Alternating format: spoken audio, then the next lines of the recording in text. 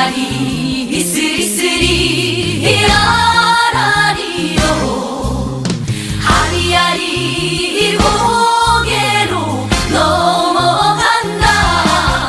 아리랑 부동산의 김윤관입니다. 자, 오늘 경매 물건은 아파트입니다. 세종시 지편동에 있는 아파트 경매 물건이에요. 새나로마을 3단지 세종 더휴 예미지 아파트입니다. 자, 이 물건은 임차인에 관한 걸 주로 해가지고 분석을 해보도록 하겠습니다. 굉장히 재밌는 사건이거든요. 자, 사건 번호는 2023타경 4684호 사건이에요. 지편동 새나로마을 3단지 302동 12층 물건입니다. 자, 대지권은 미등기라고 되어 있는데 크게 문제될 건 없고요. 건물 면적은 이제 97 타입이에요. 감정 가격이 6억 8,300만 원이었습니다. 한 번 유찰돼 가지고요. 2023년 12월 11일 날 최저가 4억 7,810만 원에 시작을 합니다. 입찰 보증금은 이 최저 가격에 당연히 10% 4,781만 원을 준비하시면 되겠죠. 자, 임의경매 사건이고요. 현재 채권자는 후순위 근저당권자예요. 요것도 한번 보면 좀 재미있을 겁니다. 자, 이 사건에서는요. 임차인이 문제예요. 임차인이 전입신고와 확정일자를 제대로 받았어야 되는데 뒤늦게 받았어요. 언제 받았냐면 경매가 시작되니까 그때서야 가서 전입신고도 하고 확정일자를 받았다라는 거죠. 굉장히 중요한 사건입니다. 이분들의 한순간의 실수로 보증금 전액을 배당을 못 받게 돼 있다 이겁니다. 지금 매각 물건 현황을 보면 가격 시점은 2023년 6월 23일이에요. 최근 거래되는 가격을 가지고 감정을 했기 때문에 이 현재 감정 가격은 거의 맞아요. 그리고 이 주변에 거래 사례가 없어요. 거의 거래된 사례가 없기 때문에 가격도 뭐 거의 주변 시세 한 84 정도 가격이라든지 뭐 97 타입 가격에 거의 비슷한 가격에 일단은 감정을 했습니다. 시세와 같은 비슷한 가격에 감정이 됐다라고 보여요. 20층 중에 12층 사용 승인이 21년 11월 18일이에요. 자, 2년차가 되려면 23년 11월 18일이 되겠죠. 근데 이분이 잔금을 언제 했냐면 22년 3월 달에 했어요. 그러려면 이분은 2년차는 24년 3월이죠. 그러니까 매물들이 안 나와요. 거래된 것들도 거의 없고요. 97 타입이고요. 여기 보시면 임차인 현황이 있는데 이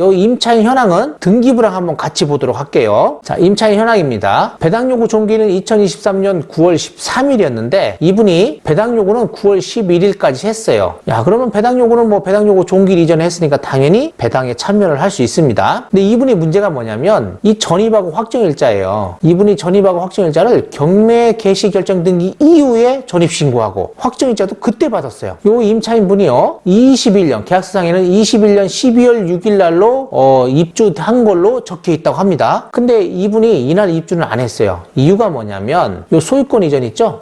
2022년 3월 16일 이분이 이때 소유권 이전을 한 거예요. 분양받으신 거를 이때 잔금 납부하고 소유권 이전 등기를 받아온 겁니다. 자, 이때 당시에 임차인이 있으면서도 계약을 했음에도 불구하고 임차 보증금 2억 5천만 원 하고 또 대출 받아가지고 나머지 대출 받아가지고 이분이 분양받은 가격 전액을 돈 한 푼 안 들이고 다 잔금 처리를 하게 된 꼴이 됐습니다. 지금. 그리고 후순위 근저당권자 22년 3월 17일 근저당권자 이분이 경매 신청했는데 금액 봐봐요. 10억이에요. 2억 5천과 3억을 합치면 5억 5천이에요. 채권 최고액으로 말할 때는 거예요. 만약에 대출받은 금액만 가지고 한다면 거의 이 정도 금액 전부 다 채웠다고 봅니다. 중요한 건 뭐냐면 이 후순위 근저당권자가 근저당 설정을 할 때 이게 3월 17일 이건 3월 16일이에요. 만약에 임차인이요 21년 12월 6일 날 전입신고도 하고 확정일자를 받았다고 합시다. 이분이 점유한 날짜는 언제죠? 그렇죠. 요거 22년 3월 16일 이날 잔금을 해야만 점유를 할 수 있는 거죠. 당연히 이 근저당권자는 선순위가 되고요. 임차인은 대항력이 없는 사람이 될 거예요. 이분은 전입신고를 만약에 일찍 했다 하더라도 점유를 3월 16일 날 점유를 하기 때문에 3월 17일 0시에 이분들은 대항력이 발생을 해요. 일반적인 겁니다. 그랬다고 하면요. 22년 3월 16일 근저당권자 3억 가져가고요. 요 지금 후순위 근저당권자 3월 17일 후순위 근저당권자와 여기 근저당권자의 중간에 이 2억 5천만 원이 배당을 받아갈 거예요. 근데 이분은 그때 전입신고도 안 하고 확정일자도 안 받았기 때문에 이분은 순위가 쭉 밀렸어요. 경매 개시 결정 등기 이후에 전입신고를 했기 때문에 요 3억 가져가고요. 요 10억 다 가져가야만이 이 가압류권자하고 안분 배당으로 돈을 조금이라도 받아올 수 있는 거예요. 그런데 이 아파트 가격이 당연히 이 13억을 넘어가진 않겠죠. 이분은 한 푼도 받을 수가 없습니다. 제가 21년 12월 6일 날로 이야기를 했는데 만약에 이분이 3월 16일 날 입주하면서 전입신고도 하고 확정일자를 받았다 하더라도 제가 이야기한 내용은 전혀 바뀌지 않아요. 이분 배당 가고 그 다음에 임차인이 배당 가고 이 후순위 근저당권자가 배당을 갈 겁니다. 그런데 이분들이 이걸 안 했어요. 그거 전입신고 확정일자를 안 받았기 때문에 이분들은 2억 5천만 원을 한순간에 날리게 된 겁니다. 야, 이게 진짜로 굉장히 억울한 상황이 발생을 하게 된 거예요. 임차인 입장에서는요. 전입신고와 확정일자만 제대로 받았다면 2억 5천만 원을 보호받을 수 있었는데 그나마도 이분들은 그것을 소홀히 했기 때문에 한 푼도 배당을 받아갈 수 없는 상황이 발생하게 됐습니다. 매각물건 명세서를 보면요. 최선순위 설정일 2022년 3월 16일 근저당권자예요. 이때 잔금 처리를 했고 이분들은 계약서상은 미리 했단 말이죠. 이때 점유를 했을 거예요. 이때만이라도 전입신고하고 점유를 했다면 근저당권자보다 당연히 후순위니까 대항력은 없겠지만 우선 변제를 이분 다음에 받을 거잖아요. 그러면 2억 5천만 원을 제가 볼 때는 거의 100% 받아갈 수 있는 상황이었다라고 생각이 됩니다. 자, 비고란이 보니까 입주한 날은 21년 12월 6일 날로 돼 있대요. 입주한 날이 이거 잘못된 것 같아요. 입주한 거는 이때 입주를 하지를 못합니다. 입주한 거는요. 지금 잔금한 날 3월 16일 여기 근저당권자 여기 있는 날이에요. 이때 소유권 이전 가져왔고요. 그리고 입주한 날이 바로 요 3월 16일 요 날일 것이다 라고 생각이 됩니다. 대지권 미등기에 관한 이야기가 나왔고요. 302동 요 앞에 입구의 모양인데 보시면 될 것 같아요.